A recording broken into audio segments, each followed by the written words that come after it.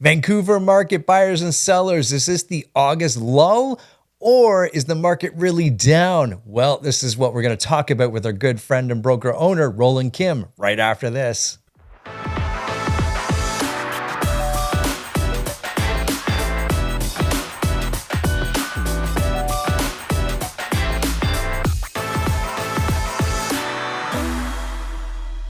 Here we are, my friends, with our favorite broker owner all the way from Vancouver. Roland, how are you, my man? I'm doing awesome, Gary, and you? I'm doing excellent, excellent. They say this is the dog days of summer, but sometimes August is my favorite month because things really do cool down. How about yourself? Yeah, it's been a good summer. Been doing lots of things with the kids and really enjoying it, and still getting work done, and not feeling like, it's been too hard to juggle the two because it's been a bit slow. Yeah, yeah. Yeah. Well, we should probably talk about that. The elephant in the room, maybe. I know here in Toronto, and definitely, of course, most of our viewers today are watching from the Vancouver area. They might feel, hey, this market's really, really slow, but August, right? And I know here, and I'm sure just like anywhere else, like in Vancouver, August is always a slower month. What do you say to those people? Yeah, I mean, I think over the last few years where we've been busier other than last fall, the seasonality might have left a bit, right? But even as little as 5, 6 years ago, you used to talk to your clients about, the several weeks leading up to Labor Day weekend, in the height of the summer towards kids going back to school. It definitely slows down and then tends to pick up for a few months after that. And then, typically used to be the beginning of December till the end of January was slow, but for many years here that, it almost boiled down to only a 2 week window of slowness from, let's say, you know, the 18th of December to, the 7th of January. But I think we're going back to a bit more seasonal lifestyle and buying. And I think it's also probably a spillover from, having full control of your schedule and availability. A couple years after COVID was still limiting, what you wanted to do and where you wanted to go. So definitely this year I'm talking to a lot of clients that are, doing those big adventures that they planned to do 3, 4 years ago, 2 years ago, and which is awesome. And I think that also shows that, several of those do have real estate plans, but they're spending a month in Europe doing the family trip that they always wanted to do finally. And that, I think that's what we're seeing. We're seeing kind of a balance of the housing need and the timing of that and lifestyle. Yeah, that's an interesting point. I mean, we've talked about it in some of my other videos. We call it the big word, the recession.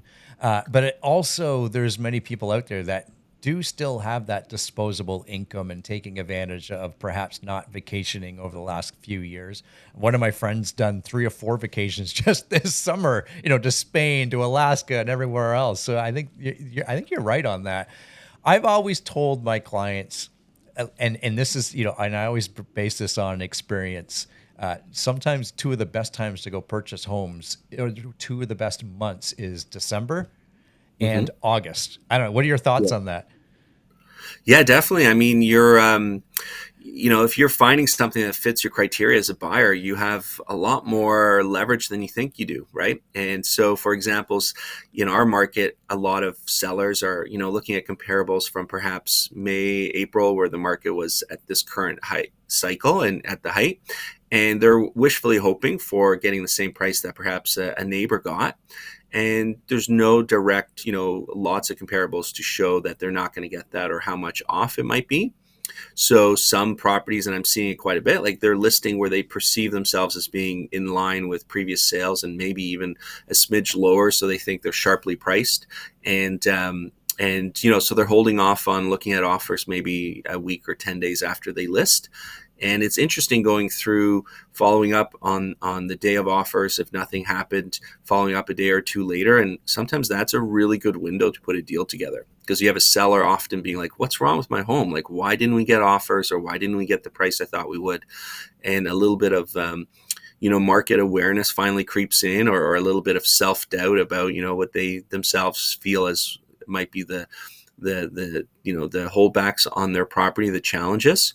And so definitely in that situation, combined with August, where you just have a shortage of active buyers, put some sellers on their heels and gives the buyer a little bit more advantage. Yeah, yeah, for sure. I'm curious, the amount of listings that are coming to market, are they receive offers at any time, or do you have pockets perhaps on the sales strategy from, we're having an offer date? What is there a balance out there right now, or do you have a percentage, or what what's happening out there? Yeah, I'd say it's probably 30% of listings are still feeling that they're pricing sharply and they're holding off on offers. And maybe the other, 60, 70% are offers at any time. We've done a rule change at the beginning of this year where when I list a property and the seller says, let's hold off on offers till 10 days from now, so we can run 2 open houses, do private showings. And if any buyer wants to do an inspection, they can get it done and we'll look at offers, following Tuesday from yesterday. Previous to January, and it might be similar in your market still, you're still telling the market that we'll look at offers on August 31st, but you could entertain a bully offer. And if the offer was so strong and the seller said, hey, I really want to consider this offer, they could direct the listing agent to contact everyone else that's been in contact and has seen it and saying, tell them that the seller has had a change of mind. They've received an offer they want to consider. And so should you want to do anything, you have until, 6 hours from now, this evening, when they'll consider that offer. And so it definitely was harder for the realtors and put a lot of emotions in play from, consumers that didn't go and look at it yesterday because they were waiting on viewing it this weekend because you said you're holding off on offers until next Tuesday. That changed in January now. So the seller no longer has the ability to change course. Once you announce that you're holding off on offers until, August 31st, you're legally unable to accept anything until August 31st. You, of course, don't need to accept anything on August 31st. And on September 1st, your offers at any time. But it has kind of calmed down the market a little bit, I find, where, a buyer, and it's interesting, same seasonality, a buyer can go away on vacation, during the week because they know they'll be here on Sunday to look at the home, and offers are 2 days later, and they know the seller can't sell it before they see it. And so I believe that's offered some stability to our marketplace as well. I think that has taken away some of the pressure of buyers, feeling like if they don't go see it in the first few days, they miss out on potentially, writing on it if they like it. So I think that's done a good job of regulating kind of the pressure points a bit. That's interesting. I wasn't aware of that. Yes, we still have that bully offer, or the fancy word out here, we call it the preemptive offer. And Mm-hmm. we have to provide that in the broker notes if the seller is willing to accept a preemptive or look at a preemptive offer. That's interesting though, because I know we probably, you have been exposed to this as well in the past. Perhaps you provide a preemptive or a bully offer, and we'll call the listing price at 1.5. You go in at 1.65 and you think you got a strong offer, and the offer gets rejected, Yes. right? Because the seller Yes. even thinks their home's valued even more. And then what Yes. happens on offer date? They don't see an offer close to the 1.65, right? That's Yes. it. I can see your point, or the market's point, as it's created some stability, and definitely from a buyer's or lending perspective, it's probably just kind of just slowed things down ever so slightly. Yes. Yeah, definitely. I think it works both ways too, right? It allows the buyer to know, well, the seller says that the market, the property was listed on Monday, and 10 days later, you're saying you're going to look at the offers. So somewhere in that window of time, I can look at it and make a decision if I'm interested. And so that's calmed kind of the pace a little bit. The seller knows as well that, come Tuesday or whatever that day is, 10 days from the list day, I should be seeing everything and the best of what's available, right? So they're not forced to entertain, in that case that you just explained, what could be perceived as an amazing offer or not a good offer if, the home was underpriced even much more. Mm-hmm. And so I believe on offer day in our situation now, it kind of puts a little bit more on level playing field, where the buyer can put their, comfortable analyzed offer forward. The seller can review all offers, and then they're put in a position of like, oh wow, my expectations were higher than the market, but I have 3 or 4 offers in front of me, so I can either choose to take the approach that this is probably the current market value, and is there a deal to be had here, or, so to speak, am I buying my home back from the market and choosing to try and find more money from it. And so I do think it's been a helpful process, and it's kind of calmed down the speculation on what the price is, because there's only now one day in time that will be looked at. Of course, the challenge for some sellers in a shifting sideways market like us is, was the wrong buyer away on vacation this week, and should I, keep waiting because there's someone that's going to value the home at the level that I feel it should sell for.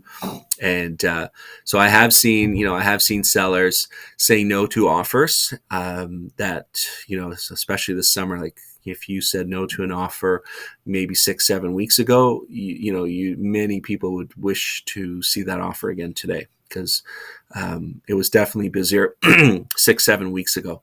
And so, yeah, that's that.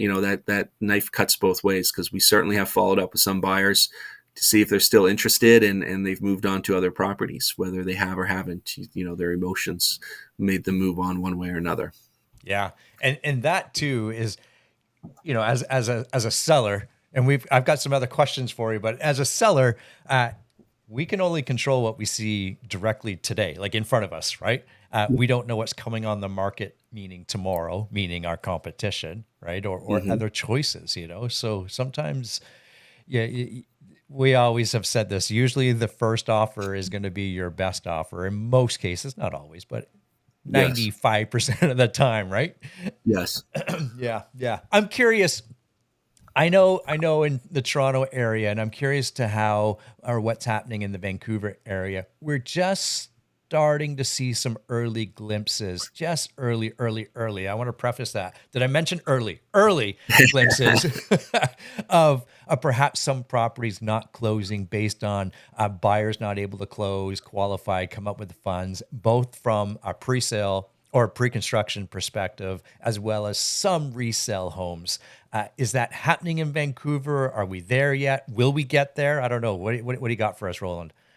Yeah, I mean, I don't deal a lot with people buying pre-sales that, in my opinion, aren't qualified and have mitigation pathways if something doesn't go the right way. So what I mean by that is, even if the price retracted 20% on the pre-sale, they would close on it and wait for the next growth phase. Luckily, hasn't happened many times, but an example recently would be, was a past client. I helped them buy a property, I think like 5 years ago, and then they chose to walk into a pre-sale office 3 years ago without agent representation, and purchased a pre-sale. And they call me, this is like 2 weeks ago. They called me 2 weeks ago, and closing, well, was since then, should happen about 10 days later. And they're like, do you have any advice for me? Do you have a lawyer I can speak to? I can't close on this pre-sale. So it's interesting, because, that consumer had no problem talking to me, because they actually didn't connect the dots that a buyer's agent would have been such a powerful thing to bring to the table from the developer sales office, right? To actually make sure that they qualified for it, that they had mitigation, pathways in place if the market changed, or if their job situation changed. Because in that scenario, actually, the buyer was in no way qualified ever to purchase the pre-sale. Like, it wasn't like their job changed or the market changed. It was, no one actually gave them proper guidance, and they didn't seek out proper advice to understand. They simply weren't qualified to own, their home and do the purchase. And so they went forward for the following 3 years, assuming that, I guess, they would close. And when they reached out to me, it was interesting, because when I looked up the property, they actually, they committed to the purchase at a lower price than the assignments were now selling. So had that person, valued realtors and reached out to myself or other realtors even as little as 6 months ago, we definitely could have resold it at a higher price, potentially, at a profit, or at the very least mitigated their loss. Because now, I don't know what's happened in that case, because they're not, that's not my transaction, and I did give them leads onto a few lawyers that could help them, but they certainly had their $100,000 deposit at risk. And I don't know if they have risk of further damages, because I do believe the value of the property is higher than what they paid. However, imagine they probably lost $100,000, where they could have reached out to a realtor and maybe made 20,000 and had a lot less stress. And so in that case, that's a good example of like a pre-sale not closing. But I would say that's a sad example of ill-informed and misinformed, and not having the right team around you. I'm not seeing, even at a brokerage level, we have 150 plus agents at the office doing numerous transactions. We haven't had any kind of real pattern of transactions not closing because the markets have shifted. I think it's more, some people who perhaps committed to a pre-sale with the idea of flipping it, or of making money at it when the markets go up, have realized that that's not going to happen, and perhaps have sold at $10,000, $20,000 loss, assigning it to someone else. So I'm seeing a little bit of almost like a little bit of like bargain shopping, but I would call it like discounting. Yeah, Yeah. yeah. It's interesting, and I always love, we always want to be a student of our own market. But I think it's also important to be students of other markets, just to see what happens. Because in today's video, I learned that bully offers aren't now allowed in Vancouver, and I thought to Yes. myself, man, is that could actually help a lot of buyers here in Toronto area. But it was also different buying strategies, and one of the questions I love to ask my clients, Roland, and I bet you do as well. I actually only ask them three questions, but I'm going to jump to the third. Is okay, we're looking at buying this property, whether it's an investment property or you're buying it for your primary residence. The question still has to be asked and answered. How are you going to sell that property? Even before Yeah. you put pen to paper, right? Especially on the Yes. investment side. You can see on the investment side how that's really, really should be your leading question. But Yes. how are you going to exit that property is incredibly important. And I think obviously outside of some crazy market changes that are anomalies, you can answer that question for the most part. If you can't answer it, then move on, right? Mhm.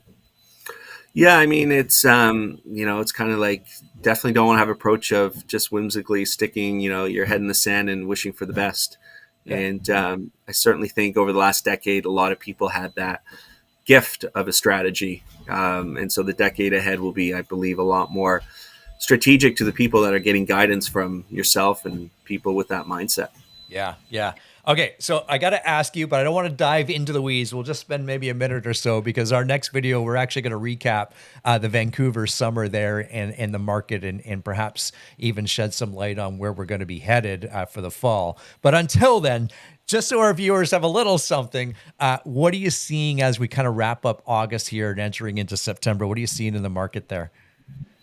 Yeah, I'm sitting on the side where I believe the next meeting at the Bank of Canada, I believe that's September 6th.